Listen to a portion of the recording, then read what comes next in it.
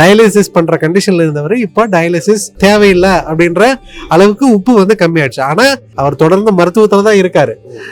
ஆனா டயாலிசிஸ் பண்றத நம்ம வந்து இப்போதைக்கு ப்ரிவென்ட் பண்ணியிருக்கோம். காலு வீக்கம், வந்து முதுகுவலி, இடுப்புள்ளி, அப்புறம் இந்த குளம் இருந்தாங்க, வேற ஒண்ணுக்கு விட்டு இன்னொரு வரும். அவ்வளவுதான். இவரோட மெயின் கம்ப்ளைண்டா என்ன இருந்திருக்கும் அப்படின்னா, படுத்தாவே மூச்சு திணறல் மாதிரி இருக்கும்.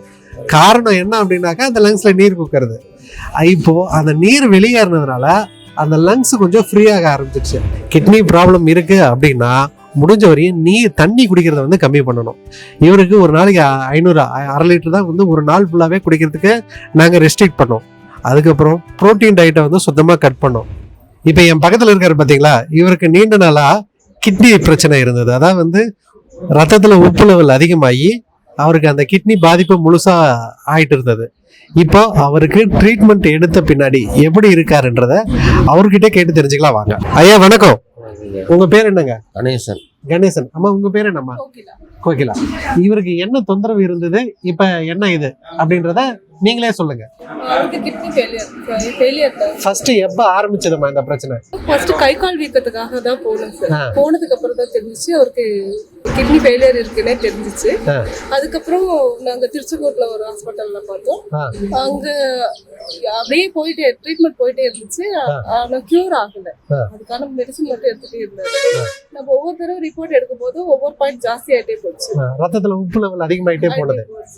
அதுக்கப்புறம் என்ன கோயம்புத்தூர் போனோம். அது இன்னும் ஜாஸ்தி ஆச்சு. டயாலிசிஸ்க்கு ரெடி அப்படின்ற மாதிரி சொன்னாங்க.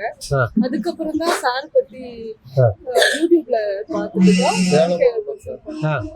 கோயம்புத்தூர் எல்லாம் பார்த்தோம். சேலம், கோயம்புத்தூர் எல்லா இடத்துக்கும் போயிட்டீங்க இல்லையா? சரி. உங்களுக்கு என்னென்ன தொந்தரவு இருந்ததுங்க ஐயா? ஃபர்ஸ்ட் அவங்க தொந்தரவு வந்து வலிக்கல, இதுல காலு வீக்கம், வந்து முதுகுவலி, இடுப்புள்ளி, அப்புறம் இந்த குளம் இருந்தாங்க, வேற ஒண்ணுக்கு விட்டு இன்னொரு வரும்.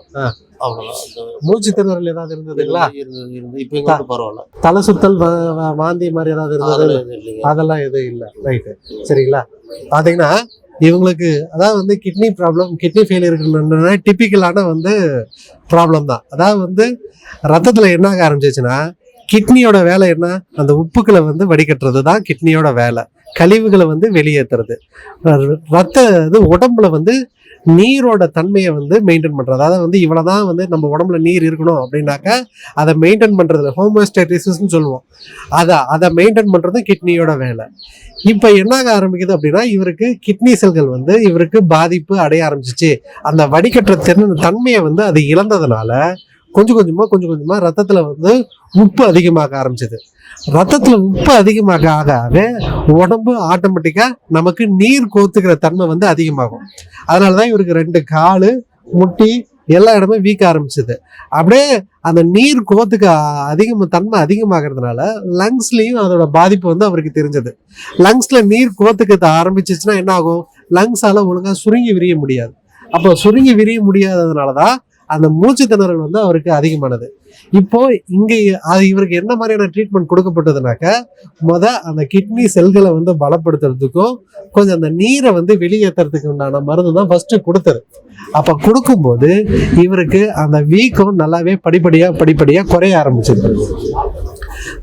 அந்த உடம்புல இருக்கிற நீரெல்லாம் வெளியே ஆரம்பிச்சு இவர் இப்ப சிம்டமேட்டிக்கா நல்லா ரிலீவ் ஆயிட்டாரு. உப்பு லெவலும் கம்மியாக ஆரம்பிச்சிச்சு. அதனால வந்து இவரோட மெயின் கம்ப்ளைண்டா என்ன இருந்திருக்கும் அப்படின்னா, படுத்தாவே மூச்சு திணறல் மாதிரி இருக்கும். காரணம் என்ன அப்படின்னாக்கா, அந்த லங்ஸ்ல நீர் குக்கிறது. இப்போ அந்த நீர் வெளியேறினதுனால அந்த லங்ஸ் கொஞ்சம் ஃப்ரீயாக ஆரம்பிச்சிருச்சு. அப்போ சிம்டமேட்டிக்காவும் ரிலீவ் ஆயிட்டாரு.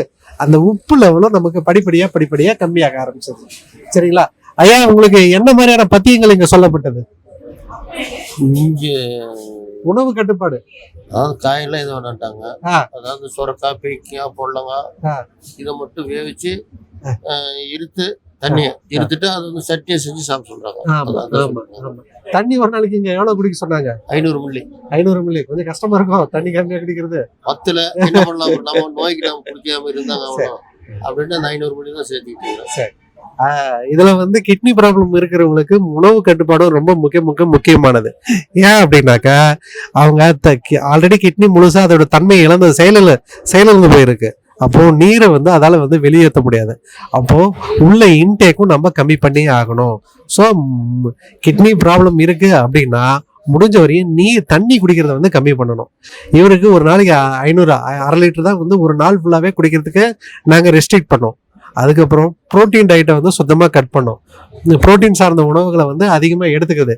ஏன்னா கிரியேட்டின், அதாவது வந்து கிரியேட்டின்ன்ற அந்த உப்பு உருவாகிறதே புரோட்டீனோட மெட்டபாலிசத்தின் மூலமாக தான் அந்த கிரியேட்டின் உப்பு உருவாகுது.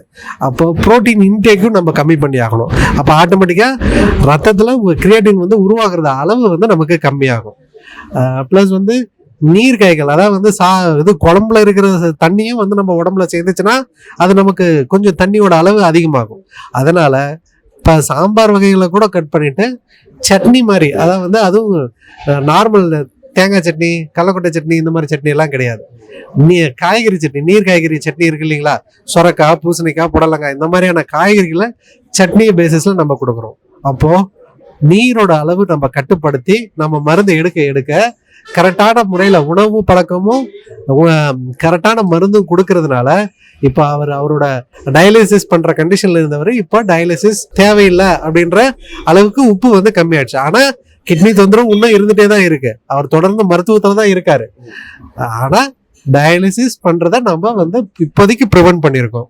ஆமா தானே ஐயா? நல்லது.